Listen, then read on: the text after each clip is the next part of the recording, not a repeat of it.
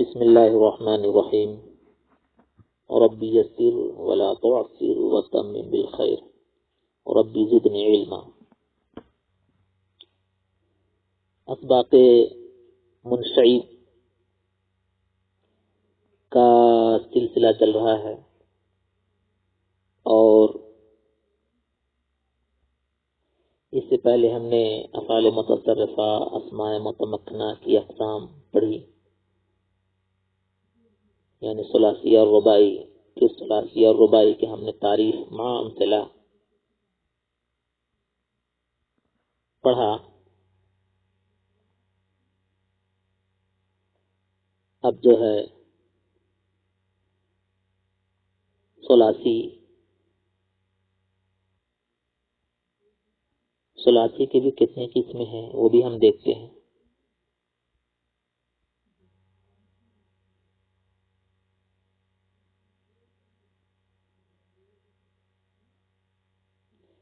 چلیے غور کرتے ہیں۔ اما ثلاثی بردو گناہ است یکے مجرد کے در ماضی او حرف زائد نباشد و دیگر مزید فیہ کے در ماضی او حرف زائد نیز باشند۔ اما آکے درو حروف زائد نباشد آنیز بردو گناہ است، یعنی آنیز بردو قسم است۔ یکے مترد کے وزن او بیشتر آید و دیگر شاذ کے وزن او کمتر آید۔ اما مترد را طنز باب است، یعنی آج کا سبق کا خلاصہ یہ ہے کہ جس طرح سے ثلاثی اور رباعی یہ کسی کی قسمیں ہیں، یعنی کہیں سے یہ نکلے ہیں یہ دونوں لفظ، یوں ہی ثلاثی سے بھی کچھ نکلنے والے صیغے ہیں اور ثلاثی کے بھی کچھ حصے ہیں۔ یعنی جس طرح سے ثلاثی اور رباعی کسی کا حصہ ہے، کہیں سے بٹ کر آیا ہے، کسی کی یہ تقسیم ہے، کسی کے بٹوارہ کا ایک حصہ ہے، کہیں سے یہ بٹا ہے، کسی کی یہ تقسیم ہے، یوں ہی ثلاثی کی بھی تقسیم ہے، یعنی ثلاثی کے بھی حصے نکلتے ہیں، ثلاثی سے بھی حصے نکلتے ہیں اور ثلاثی کے بھی اقسام ہیں۔ یعنی جس طرح ثلاثی کسی کی تقسیم ہے، یوں ہی ثلاثی کی بھی تقسیم ہے۔ یعنی جس طرح ثلاثی کسی کا حصہ ہے، یوں ہی ثلاثی کا بھی کوئی حصہ ہے۔ تو ثلاثی اور رباعی بخوبی آپ جانتے ہیں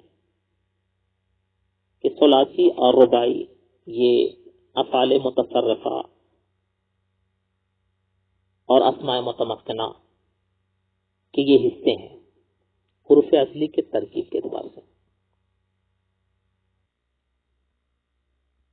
یوں ہی ثلاثی کی براہ راست یہاں کوئی قید نہیں ہے کہ اس اعتبار سے نہیں، بلکہ ثلاثی کی براہ راست دو قسمیں ہیں، اس کے بھی دو حصے نکلتے ہیں۔ ٹھیک ہے، چلیے۔ تو ثلاثی کی دو قسمیں ہیں، ایک مجرد اور دوسری قسم ہے مزید فی۔ ٹھیک ہے، مجرد کا معنی وہ مجرد کہتے ہیں جس کے ماضی میں حرف زائد نہیں ہو، اور مزید فی جس کے ماضی میں حرف زائد ہو۔ ٹھیک ہے، جس کے ماضی میں حرف زائد ہو۔ اور پھر ایک اشارہ آپ کو ملے گا کہ جس کے ماضی میں حرف زائد نہیں ہو اس کی بھی دو قسمیں ہیں، یعنی مجرد کی بھی دو قسمیں ہیں، مجرد کی بھی دو قسمیں ہیں، ایک مترد ہے اور دوسری قسم شاذ ہے۔ یعنی یہاں آپ دیکھیں، ایک تو افعال متصرفہ اور اسماء متمکنہ، تو ان کی قسمیں ثلاثی اور رباعی ہیں. تو ابھی ہم ثلاثی کی تعریف ہم نے پڑھی اور رباعی کی پڑھی، لیکن ابھی ثلاثی کی بحث چل رہی ہے. ابھی ثلاثی کی بحث چل رہی ہے. اب جو ہے ثلاثی کی بھی دو قسمیں ہیں. یعنی ثلاثی بھی دو طرح کا ہوتا ہے. ثلاثی کا بھی دو چہرہ ہوتا ہے، دو صورت ہوتی ہے، دو شکل ہوتی ہے، دو ہیئت ہوتی ہے، دو روپ ہوتا ہے. یعنی اس کے بھی یہ بھی دو طرح کا ہوتا ہے. ثلاثی بھی دو طرح کا ہوتا ہے. ایک تو وہ ایک مجرد کی طرح ہوتا ہے، یعنی ایک مجرد ہوتا ہے، مجرد کی شکل میں ہوتا ہے، اور ایک مزید فی کی شکل میں ہوتا ہے. یعنی ایک چہرہ اس کا مجرد کا ہوتا ہے اور ایک چہرہ اس کا مزید فی کا ہوتا ہے. ایک صورت اس کی مجرد کی ہوتی ہے اور ایک صورت مزید فی کی ہوتی ہے.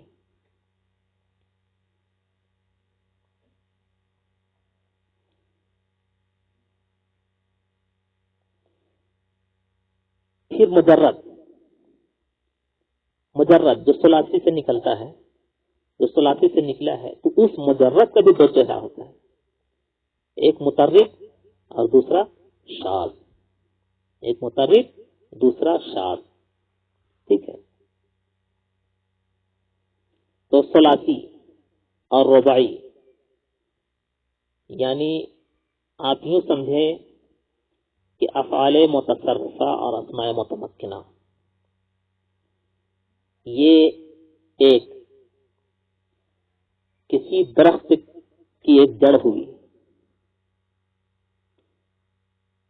یا افعال متصرفہ اور اسماء متمکنہ یہ ایک بنیاد ہے، کسی عمارت کی بنیاد ہے. اور اس بنیاد کی دیوار ثلاثی اور رباعی ہے. ثلاثی اور رباعی ہے. تو ابھی ثلاثی کی بات چل رہی ہے. اور مجرد اور مزید فی اس دیوار کی اینٹیں ہیں. مان لیجیے تصور کے لیے اینٹ ہے،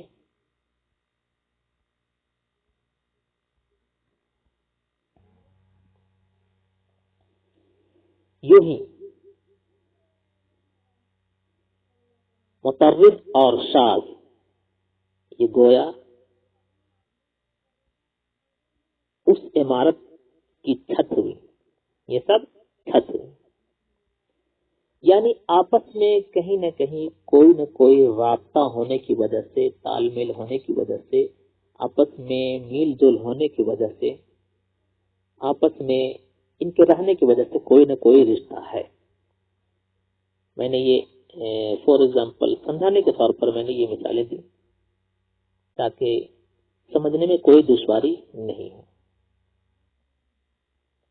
آپ سمجھ گئے ہوں گے کہ اصل جو ہے افعال متصرفہ ہے اور اسماء متمکنہ ہے. اس کے بعد افعال متصرفہ اور اسماء متمکنہ سے جس کا گہرا رشتہ ہے اور جو وہیں سے نکلتے ہیں ثلاثی اور رباعی ہیں. یعنی افعال متصرفہ اور اسماء متمکنہ. اب کوئی آپ سے یہ بھی پوچھ سکتے ہیں کہ افعال متصرفہ اور اسماء متمکنہ سے کیا براہ راست ثلاثی اور رباعی نکلے ہیں؟ کہیں گے نہیں. حروف اصلی کی ترکیب کے اعتبار سے اس قید کے جو ہے یعنی اجرویہ ترکیب حروف اصلی، اس عبارت اور اس قید سے اس کا تعلق ہے. تو افعال متصرفہ اور اسماء متمکنہ، افعال متصرفہ اور اسماء متمکنہ سے نکلنے والے ثلاثی اور رباعی ہیں. پھر ثلاثی سے نکلنے والے مجرد ہیں اور مزید فی ہیں. پھر مجرد سے نکلنے والے مترد ہیں اور شاذ ہیں. ٹھیک ہے. چلیے اما ثلاثی برد و گنا است یکے مجرد کے درمازی او حرف زائد نباشد. رہی بات ثلاثی کی تو اس کی بھی دو قسمیں ہیں. اس کی بھی دو قسمیں ہیں. یکے مجرد، ایک مجرد. ایک مجرد، مجرد کا معنی آتا ہے خالی. مجرد کا معنی خالی، لغوی معنی اس کا آتا ہے خالی. ایک مجرد کے درمازی او حرف زائد نباشد. مجرد کی تعریف کیا ہے؟ مجرد وہ ہے جس کی ماضی میں حرف زائد نہیں ہو. حرف زائد نہیں ہو.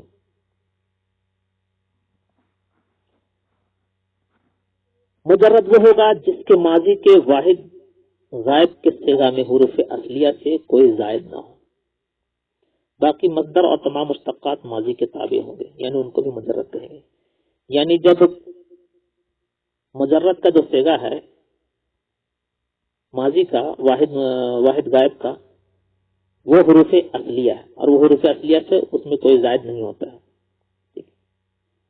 تو مجرد کا جو صیغہ ہوتا ہے اور اس کا مصدر جو ہوتا ہے اور پھر اس سے جو مشتقات ہوتے ہیں، نکلنے والے ہوتے ہیں، یہ سب کے سب جو ہے اسی ماضی کے صیغے کے تابع ہوتے ہیں.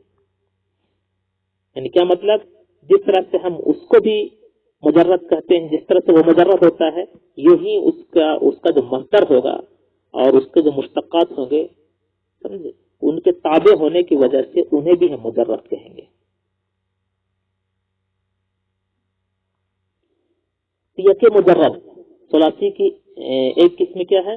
یک مجرد، ایک مجرد کے درمازی حرف زائد نباشد، کہ جس کے ماضی میں حرف زائد نہیں ہو. حرف زائد نہیں ہو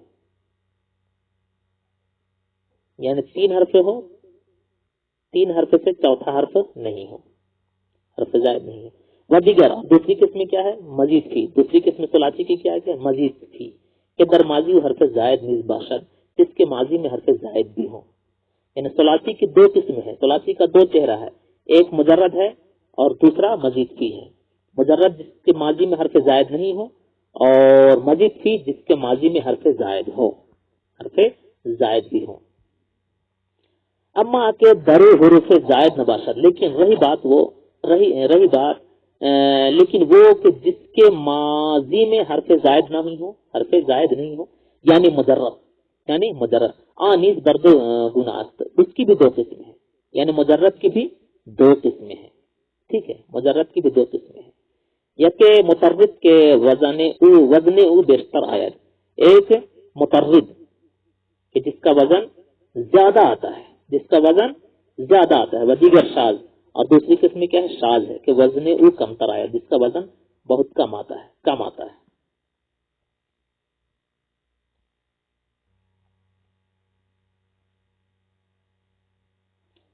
مترد کا لغوی معنی کیا ہوتا ہے؟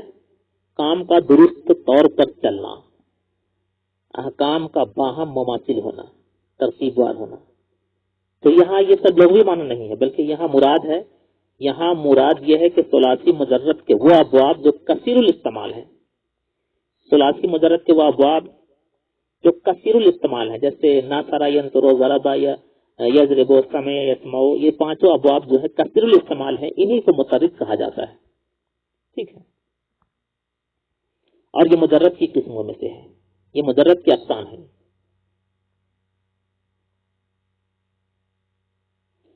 اور شاذ کس سے کہتے ہیں؟ شاذ کی تین قسمیں ہیں، مخالف قانون و موافق استعمال ایک، دوسری قسم مخالف استعمال و موافق قانون دو، تیسری قسم مخالف قانون و مخالف استعمال. لیکن یہاں پر یہ مراد نہیں ہے، یہاں مراد یہ ہے جو قلیل الاستعمال ہو. شاذ سے مراد یہ ہے کہ جو قلیل الاستعمال ہو، جو کم استعمال ہو. ٹھیک ہے، تو بات سمجھ میں آ گئی کہ ثلاثی کی بھی دو قسمیں ہیں، ایک مجرد کسے کہتے ہیں؟ جس کے ماضی میں حرف زائد نہیں ہو. دوسری قسم مزید فی، جس کے ماضی میں حرف زائد بھی ہو. ٹھیک ہے، اور مجرد کی بھی دو قسمیں ہیں، یعنی جس کے ماضی میں جس میں حرف زائد نہیں ہو اس کی بھی دو قسمیں ہیں، یعنی مجرد کی بھی دو قسمیں ہیں. ایک مترد، اور مترد کسے کہتے ہیں؟ جس کا وزن بہت کم آتا ہے، جس کا وزن بہت کم ہے، جس کا وزن بہت زیادہ ہوتا ہے. یا کہ مترد کے وزن او بیشتر آئے، جس کا وزن جو ہے بہت زیادہ آئے، یعنی جو بہت استعمال ہو، کثیر الاستعمال ہو. ودیگر شاذ، اور دوسرا شاذ کہ جو قلیل استعمال ہو، ٹھیک ہے، یعنی جو زیادہ استعمال ہونے والے ہوں اسے متعرف کہیں گے، جو کم استعمال ہوتے ہیں اسے شاذ کہتے ہیں، ٹھیک ہے۔ تو یہ سب کس کی قسم ہے؟ یہ مجرد کی